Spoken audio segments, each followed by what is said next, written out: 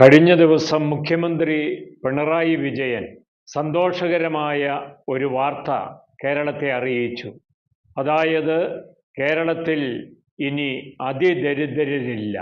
59,250 പേരെ പരമദാരിദ്ര്യത്തിൽ നിന്ന് ദാരിദ്ര്യത്തിൻ്റെ ശ്രേഷ്ഠ പദവിയിലേക്ക് എത്തിച്ചു എന്നതിലാണ് സന്തോഷം.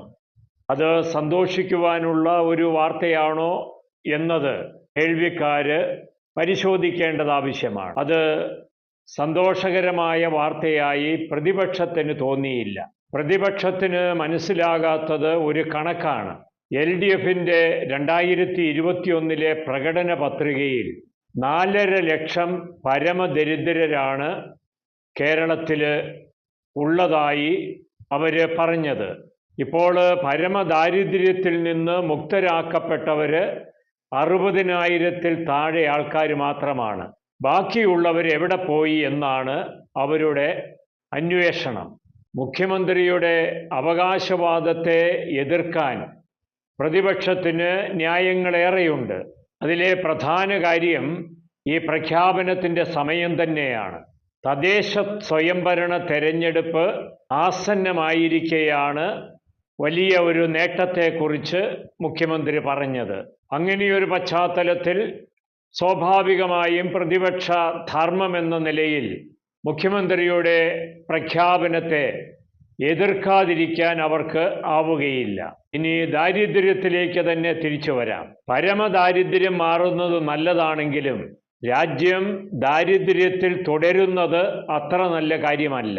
ഭക്ഷണം, ചികിത്സ, വിദ്യാഭ്യാസം, അതുപോലെ തന്നെ വസിക്കാനൊരിടം, ഇതെല്ലാം അത്യാവശ്യത്തിനുണ്ടാകുമ്പോൾ അതിദാരിദ്ര്യത്തിൽ നിന്ന് ഒരാൾ വിമുക്തനായി എന്ന് പറയാൻ കഴിയും.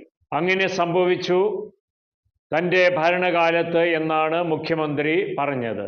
ഒരു നാട് പരമദാരിദ്ര്യത്തിൽ നിന്ന് ദാരിദ്ര്യത്തിൻ്റെ തലത്തിലേക്ക് എത്തിയാൽ പോരാ, ദാരിദ്ര്യരഹിത അവസ്ഥയിലേക്ക് മാറണം. അതിനു വേണ്ടിയിട്ടാണ് ഭരണപക്ഷവും പ്രതിപക്ഷവും ഒരുമിച്ച് പ്രവർത്തിക്കേണ്ടത്. ഭൗതികമായ ദാരിദ്ര്യം മാറിയെന്ന് തന്നെ കരുതുക. ഒരു നാട് സാമൂഹിക ദാരിദ്ര്യം അനുഭവിക്കാൻ പാടില്ല, സാംസ്കാരിക ദാരിദ്ര്യം അനുഭവിക്കാൻ പാടില്ല. ഇത് രണ്ടും ഇന്ന് കേരള ജനതയെ ശ്വാസം മുട്ടിക്കുന്നുണ്ട് എന്നുള്ളതാണ് സത്യം.